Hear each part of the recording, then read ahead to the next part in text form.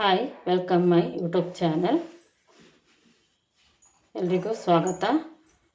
ನಾನಿವತ್ತು ಪಡ್ಡು ಅಥವಾ ಅಪ್ಪ ಅದು ರೆಸಿಪಿ ಮಾಡ್ತಾಯಿದ್ದೀನಿ. ತುಂಬ ಈಸಿ ರೆಸಿಪಿ. ಇದಕ್ಕೆ ಬೆಳ್ತಿಗೆ ಅಕ್ಕಿ ಮತ್ತು ಮೆಂತೆ ಮತ್ತು ತೆಂಗಿನ ತುರಿ ಬೇಕು. ಇದನ್ನು ಮುಂಚಿನ ದಿವಸ ರುಬ್ಬಬೇಕು. ನೈಟ್ ರುಬ್ಬಿ ಮಾರ್ನಿಂಗ್ ಮಾಡಬೇಕು. ಇದಕ್ಕೆ ನೈಟ್ ರುಬ್ಬೋದಾದರೆ ತೆಂಗಿನ ತುರಿ, ಮೆಂತೆ, ಬೆಳ್ತಿಗೆ ಅಕ್ಕಿ ಒಟ್ಟಿಗೆ ಮಿಕ್ಸಿಗೆ ಜಾರ್ಗೆ ಹಾಕಿ ರುಬ್ಬಬೇಕು. ನೋಡಿ, ಇವಾಗ ತೆಂಗಿನ ತುರಿಯನ್ನು ಹಾಕ್ತಾಯಿದ್ದೀನಿ. ಸ್ವಲ್ಪ ರುಬ್ಬಿ ಆಯಿತು ಮೆಂತೆ ಜೊತೆಗೆ. ಇವಾಗ ತೆಂಗಿನ ತುರಿನೂ ಹಾಕಿ ರುಬ್ತಾಯಿದ್ದೀನಿ. ನೋಡಿ, ರುಬ್ಬಿದ ಹಿಟ್ಟು. ಮುಂಚಿನ ದಿವಸ ರುಬ್ಬೋದಾದರೂ ಅಂದರೆ ಸ್ವಲ್ಪ ಬೇಕಿದ್ದರೆ ಇದು ಉದ್ದಿನಬೇಳೆ ಹಾಕಿ. ಉದ್ದಿನಬೇಳೆ ಹಾಕಿದರೆ ಸ್ವಲ್ಪ ಹುದುಗುತ್ತೆ. ಮರುದಿವಸಕ್ಕೆ ಸ್ವಲ್ಪ ಹಿಟ್ಟು ಜಾಸ್ತಿ ಆಗುತ್ತೆ. ಅಂದರೆ ಇಷ್ಟು ಅಥವಾ ಯಾವುದು ಹಾಕೋದು ಬೇಡ. ಇದೇ ಹಿಟ್ಟು ಚೆನ್ನಾಗಿ ಬರುತ್ತೆ. ಮುಂಚಿನ ದಿವಸ ರುಬ್ತೀವಲ್ಲ, ಹಾಗಾಗಿ ತುಂಬ ಚೆನ್ನಾಗಿ ಬರುತ್ತೆ. ತವಾ ಯಾವುದು ಬೇಕಾದರೂ ಆಗುತ್ತೆ. ನೋಡಿ, ಈ ಥರದ್ದು ತೂತಿರುವ ಹೊಟ್ಟೆ ತವ, ಅಪ್ಪದ ತವ ಅಂತ ಸಿಗುತ್ತೆ. ಪಡ್ಡು ತವ ಸಿಗುತ್ತೆ. ಆ ಥರದ್ದು ತವಾನು ತಂದುಬಿಟ್ಟು ಮಾಡೋದಿದ್ದರೆ ಮಾಡ್ಬೋದು. ಅಥವಾ ಕೆಲವರ ಹತ್ರ ಇರುತ್ತೆ, ಆಲ್ರೆಡಿ ಇರುತ್ತೆ ಮನೆಯಲ್ಲಿ ಅಲ್ವಾ. ನೋಡಿ, ಈ ಥರ ಸ್ವಲ್ಪ ಎಣ್ಣೆ ಹಾಕಬೇಕು ತವಕ್ಕೆ.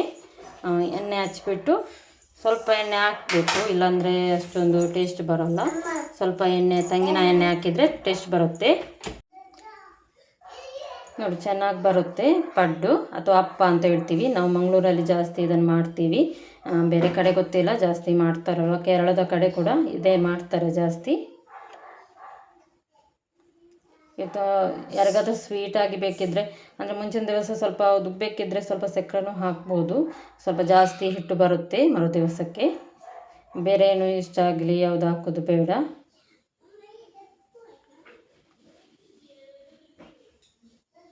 ನೋಡಿ, ತವಕ್ಕೆ ಇವಾಗ ಎಣ್ಣೆ ಅಪ್ಲೈ ಮಾಡ್ತಾಯಿದ್ದೀನಿ. ಎಣ್ಣೆ ಸ್ವಲ್ಪ ಎಣ್ಣೆ ಇರಬೇಕು, ಆವಾಗ ತುಂಬ ಟೇಸ್ಟಾಗಿ ಬರುತ್ತೆ ಪಡ್ಡು ಅಥವಾ ಅಪ್ಪ ಅಂತ ಹೇಳ್ತೀವಿ.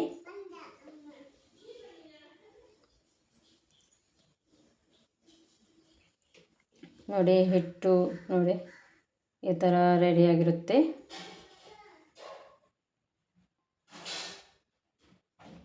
ಇದಕ್ಕೆ ಅಂದರೆ ಮುಂಚಿನ ದಿವಸ ರುಬ್ಬಿ ಎಲ್ಲ ಇಟ್ಟರೆ ಮರು ದಿವಸಕ್ಕೆ ಒಳ್ಳೆಯದಾಗುತ್ತೆ ಬೇಗ. ಅಂದರೆ ತವಕ್ಕೆ ಹಾಕಿದರೆ ಆಯಿತು. ಈ ಥರದ್ದು ತವ ಎಲ್ಲ ಸಿಗುತ್ತೆ. ಅಂದರೆ ನಾನ್ ಸ್ಟಿಕ್ ತವ, ಹಾಗೆ ಅಂದರೆ ಐರನ್ ಆ ಥರದ್ದು ಎಲ್ಲ ತವ ಸಿಗುತ್ತೆ, ಒಳ್ಳೆಯದಾಗುತ್ತೆ. ಐರನ್ನಲ್ಲಿ ಜಾಸ್ತಿ ಒಳ್ಳೆಯದಾಗುತ್ತೆ. ಕಬ್ಬಿಣದ ತವನು ಒಳ್ಳೆಯದಾಗುತ್ತೆ, ಅದು ಒಳ್ಳೆಯದು. ಅಂದರೆ ಕಬ್ಬಿಣದ ಅಂಶ ಇದ್ದರೆ ತವದೆಲ್ಲ ತಿಂದರೆ ಒಳ್ಳೆಯದು. ನಾನ್ ಸ್ಟಿಕ್ ತವನು ಅಂದರೆ ಬೇಗ ಆಗುತ್ತೆ. ಅಂದರೆ ಜಾಸ್ತಿ ಏಳದಿದ್ದರೆ ಅಲ್ಲ ಅದು, ಅಂದರೆ ಅದನ್ನು ಮಗುಚೋಕ್ಕೆ ಸರಿಯಾಗದಿದ್ದರೆ ನಾನ್ ಸ್ಟಿಕ್ ತವನೇ ಒಳ್ಳೆಯದು. ಅಂದರೆ ಕೆಲಸಕ್ಕೆ ಹೋಗುವವರಿಗೆಲ್ಲ ಅರ್ಜೆಂಟ್ ಇರುತ್ತಲ್ವ, ಹಾಗಾಗಿ ಯಾರು ಅದಕ್ಕೆ ಬೇಗ ಆದರೆ ತುಂಬ ಈಸಿ ಆಗುತ್ತೆ ಅಂತ ಬೇಕಿದ್ದರೆ ನಾನ್ ಸ್ಟಿಕ್ ತವನು ಯೂಸ್ ಮಾಡ್ಬೋದು.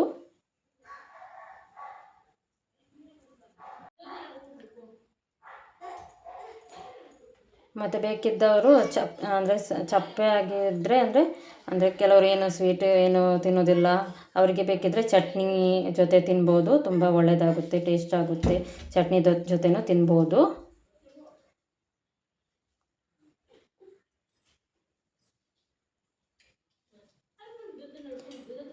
ನೋಡಿ, ತುಂಬ ಚೆನ್ನಾಗಿ ಬರುತ್ತೆ. ನೋಡಿ, ಅದರ ಮುಚ್ಚಳ ಮುಚ್ಚಿ ಸ್ವಲ್ಪ ಬೇಯಿಸಿ ಇಟ್ಟರೆ ಚೆನ್ನಾಗಿ ಬರುತ್ತೆ. ಮಗುಚಿ ಅನಂತರ ತೆಗೆದ್ರೆ ಆಯಿತು. ತುಂಬ ಚೆನ್ನಾಗಿ ಬಂದಿದೆ. ಈ ರೆಸಿಪಿ ನಿಮಗೆ ಇಷ್ಟ ಆದರೆ ಮಾಡಿ, ಟ್ರೈ ಮಾಡಿ, ಮತ್ತು ಕಮೆಂಟು ಹಾಕಿ ಹೇಗಿದೆ ಅಂತ. ಹಾಗೆ ಲೈಕ್, ಶೇರ್ ಮಾಡಿ.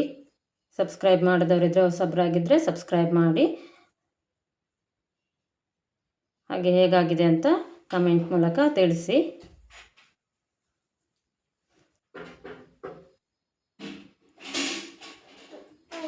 ಇದು ತುಂಬ ಒಳ್ಳೆಯ ರೆಸಿಪಿ. ಮಾಡಿ ಕಮೆಂಟ್ ಹಾಕಿ. Okay, thank you.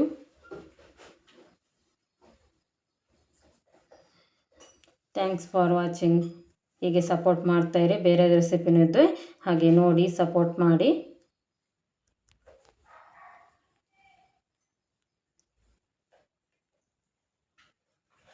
ಪೂರ್ತಿಯಾಗಿ ನೋಡಿ.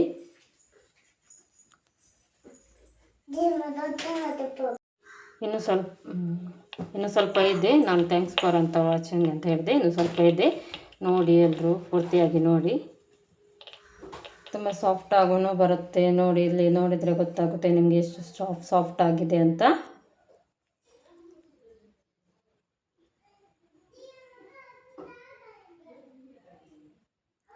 ನನ್ನ ಚಾನಲಲ್ಲಿರುವ ಎಲ್ಲ ವೀಡಿಯೋಸನ್ನು ನೋಡಿ ಸಪೋರ್ಟ್ ಮಾಡಿ. ಈ ಥರದ್ದು ಬೇರೆನೂ ಒಳ್ಳೆ ರೆಸಿಪಿ ತರ್ತೀನಿ. ಈ ಅಪ್ಪ ಅಥವಾ ಪಡ್ಡು ಅಂತ ಹೇಳ್ತೀವಿ.